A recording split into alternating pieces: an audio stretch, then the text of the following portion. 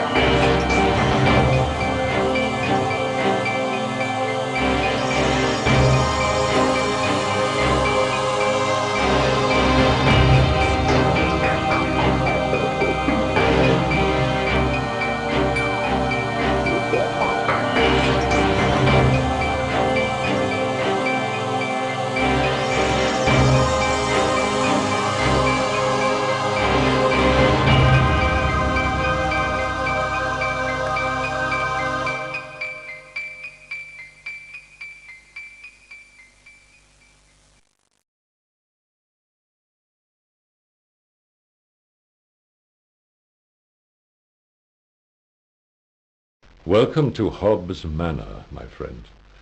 Please excuse me for calling you out at such a late hour. I trust you had a pleasant journey. Mark my words, you have an eventful time ahead of you. Allow me to introduce myself properly. My name is Dr. Marcus Grimalkin, and I have devoted my life to the study of the paranormal. It is time for me to decide once and for all whether ghosts are reality or fiction. I hope that you can help me to make this decision. My visit to Hobbs Manor, a house that is world famous for its ghostly activities, is the climax of my life's work. I came here to gather the evidence around me, the documents, films, and records that I have painstakingly collected over the years. Make use of the research material that you will find inside the house. You will have to look carefully for it, as objects in this house appear to gain a life of their own. Use my findings to make your own decisions. If you join me on my quest, you may be rewarded with great knowledge, but be warned, you may not like everything that you find.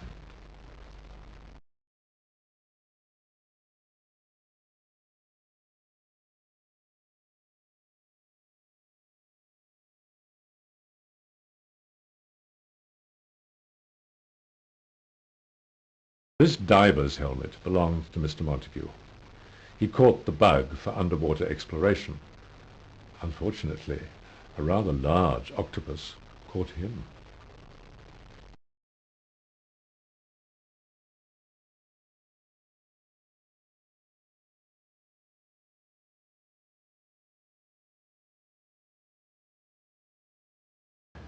There are two basic formats for an exorcism.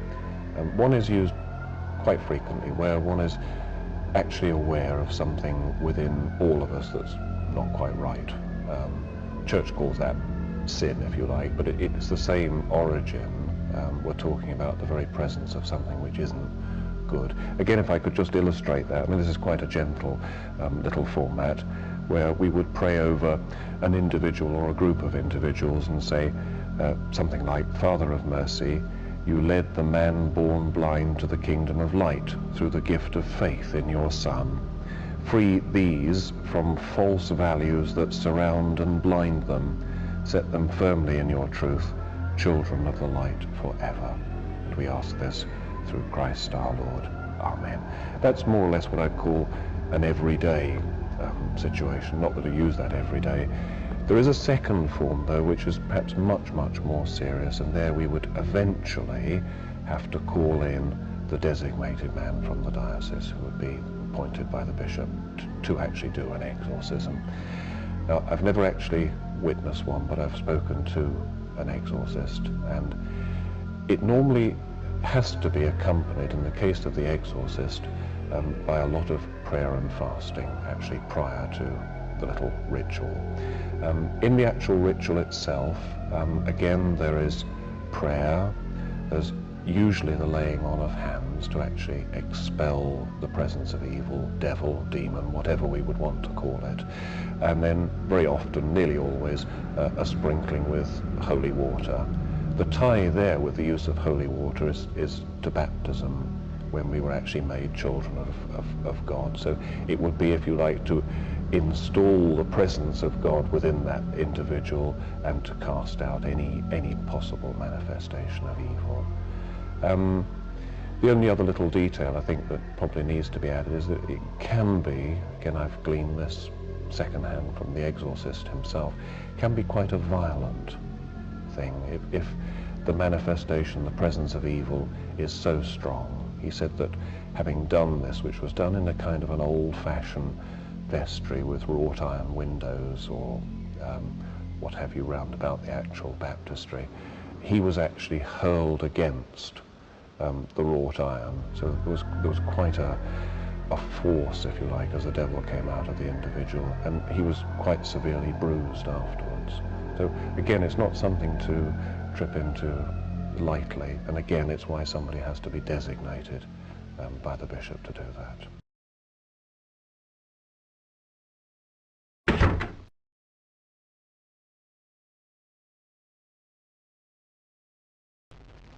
Bettiscombe Manor is quiet these days, but it was not always so.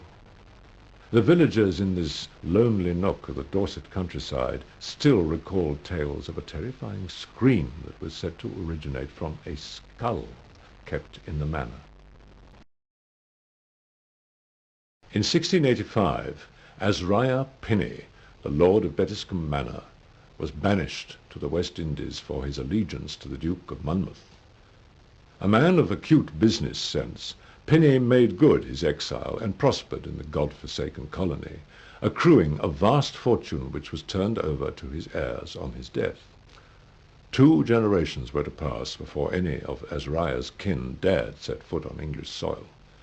It was his grandson, John Frederick, who returned to England in 1734 to reclaim the family seat in Dorset, bearing considerable riches and a Negro servant from the Isles. However, shortly after their arrival in the country, Frederick's manservant, Isaac, was stricken with a malady that racked his body for days and only eased when the wretched fellow approached death. It was on his deathbed that old Isaac, who had served the family well, pleaded with his master that he must be taken back to his homeland for burial. If not, a terrible curse would befall the manor and all who lived therein. A phlegmatic man, John Frederick was not given to superstition, and duly ignored his slave's dying wish, discreetly burying his body in the local churchyard. It was then that the howling came. At first, many thought it a prank played by schoolchildren, defying one another to remain in the churchyard after dark. But when one of the youngsters returned home, ashen-faced and shaking with fear after hearing a strange groan emerge from one of the graves, the games stopped, and few would enter the graveyard again. And the wailing continued, louder than ever, a wild, keening sound that chilled the soul and which could be heard for miles around. The villagers knew the source of the shrieking. But Frederick would not heed their desperate pleas, and refused to disinter the remains of his servant, and so, The howling was joined by tremors and thunderclaps that shook the very foundations of Bettiscombe Manor. It seemed as if Isaac's corpse had risen from his defiled grave and was hammering angrily at the doors and shutters of his former household. If Isaac couldn't rest in peace, neither would his master. The din was appalling, but it had its desired effect, almost. Finally, 2 sleepless months after Isaac's burial, John Frederick wearily succumbed to the inevitable and exhumed the body of his servant. In such haste was the deed done that Isaac's rotting head was rudely detached from his body. Yet rather than return Isaac's complete remains to the West Indies, Frederick shipped his body back for burial, but kept the skull as a ghoulish memento of his recent travails. The skull was deposited in the loft, and the lord of Bettiscombe Manor retired for an early night, comforted by the belief that he had done all in his power to appease Isaac's vengeful spirit, and a blissful silence descended upon the village once more. And so it stayed, until John Frederick's own death a decade later. However, the new occupant of the manor, William Thornton, had not been apprised of the skull's presence, and upon seeing its ghastly village, had it thrown into a pond behind the house. He instantly learned the error of his hasty actions, as an ear-splitting scream rent the air and drove him to the sanctuary of his manor. Quick were his neighbours to inform him of the nature of the cry, and the penalty for ignoring old Isaac's wishes. But Thornton was a proud man, and steadfastly rejected any attempts to retrieve the skull and let it defile his house again. No matter how much Isaac's ghost bellowed into the night sky or raged against the manor with his phantom fists, Thornton would not yield.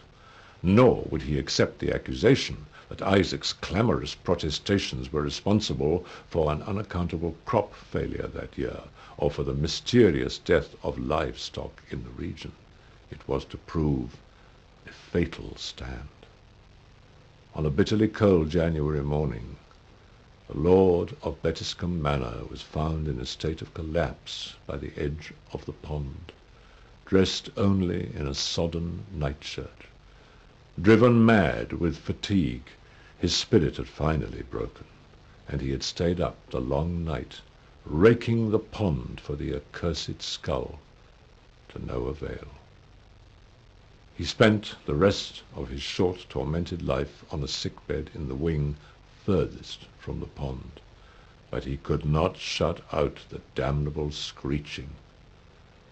Within a year of taking possession of Bettiscombe Manor, William Thornton, a man of rugged health and fierce temperament, was dead, having faded to a shambling shadow of his former self.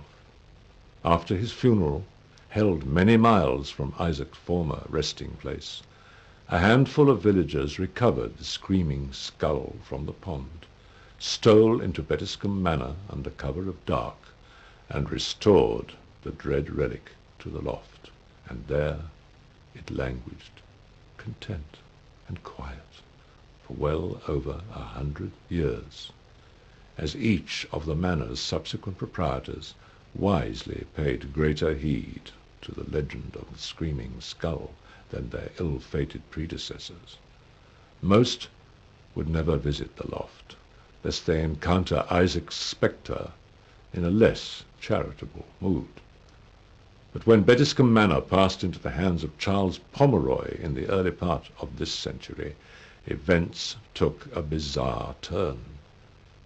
The new owner, a modern gentleman of liberal disposition, promptly removed the skull, now encrusted in dust and a curiously sticky residue, had it polished, and reinstated the grisly heirloom to a more prominent position in the household. It was a well-meaning gesture and an effort on Pomeroy's part to return some measure of dignity to the memory of a former resident of the manor. He could not have imagined what followed.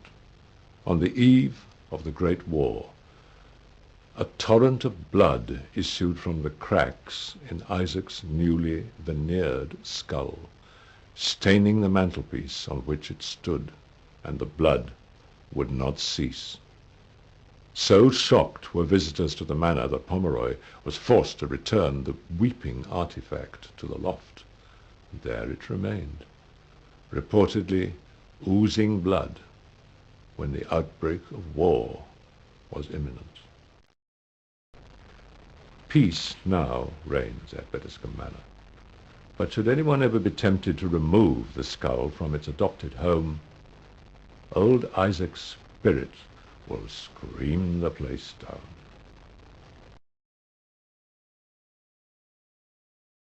We had two automatic cameras set up in the room, which were controlled by a button from outside the room, so that if we heard anything happening in the bedroom that was untoward, we could start the cameras going. The cameras used to flash at half-second intervals. And we got various episodes happening, but here's a particular interesting one. There's 3 episodes, 3 camera shots here at half-second intervals. The first camera shot shows a pillow here apparently going towards the camera, which is over here in front. And we know that that pillow and the one on the floor there were on the bed here by the side of Margaret. Now, so we've got a pillow actually going towards the camera now. The second photograph here shows the pillow has now doubled up here and is going in the other direction, like backwards. And the third photograph, at half-a-second interval, shows the pillow has now come forward again and is resting on top of the one that was on the floor. So in actual fact, we've got the pillow doing a zigzag motion. Well, physically, of course, that's not possible.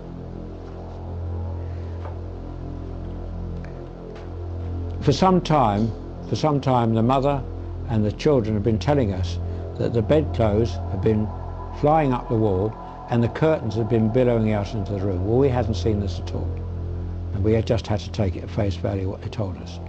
But one night we got a sequence of 4 pictures on our automatic cameras which shows that actually happening. Here on the first one you see the bedclothes, the bed cover flying up the wall here, the curtain billowing out into the room, and it was mid-December.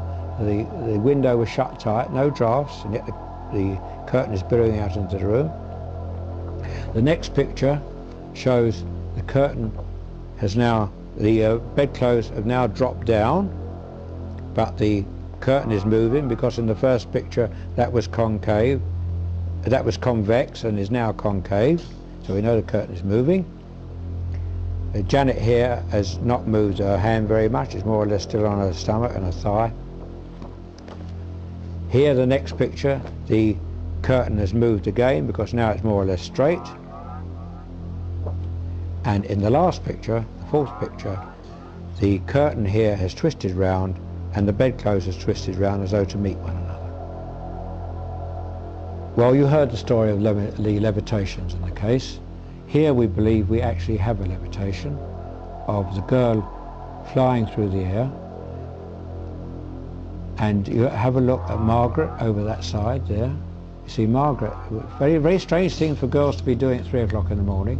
There's Janet flying through the air. And Margaret is there lying in bed with one foot up the wall and one hand up in the air. You must admit, a bit peculiar, even if she's just jumped. But let's look at the next picture. The next picture shows the similar thing happening, but this time the mother is in the room. Similar thing happening. See? I'll show you the first picture again, so you perhaps see them both side by side. Right? Now, when I questioned the mother on this, I said, what was happening at the time? She said, Janet was lying in bed and I was talking to Janet. I said, then what happened? She says, I don't know. She says, suddenly Janet was flying through the air. I said, now let's get this straight. You were talking to Janet, and what did Janet do? Did she get out from under the covers, go to the top of the bed and jump? She said, no. I was talking to Janet and suddenly Janet was flying through the air. I said, you sure? She said, absolutely positive. So how did Janet get into that position if she's lying down talking to her mother? This one is of a similar incident again. So it wasn't done once, twice or three times, it kept on happening, and usually in the middle of the night.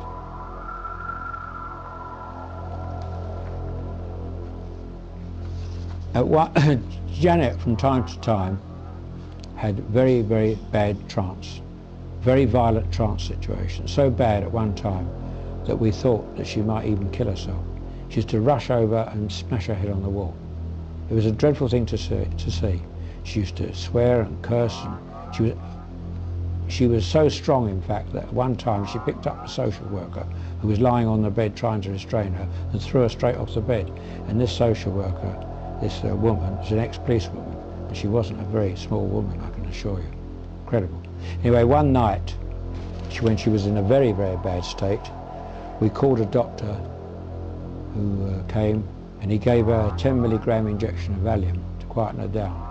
Well, 10 milligram would knock an adult out, let alone a child.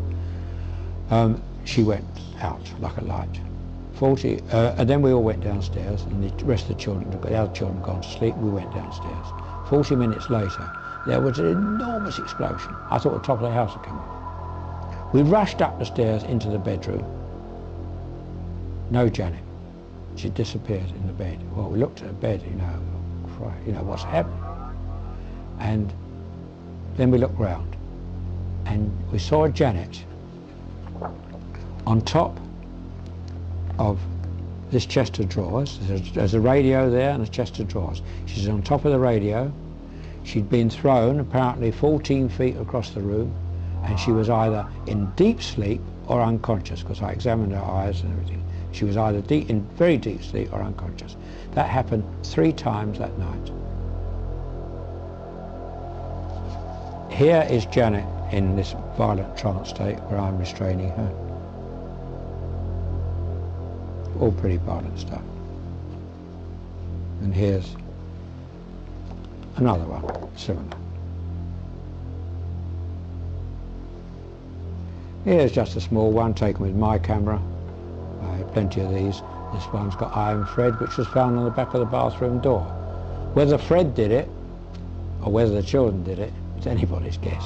But anyway, that was found on the back of the door. And here's another rather amateurish photograph of some of the furniture turning.